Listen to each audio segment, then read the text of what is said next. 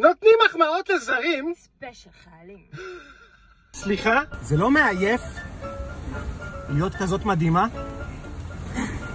סליחה, יש מצבת שמש? לא, למה? כי את מפיצה אור.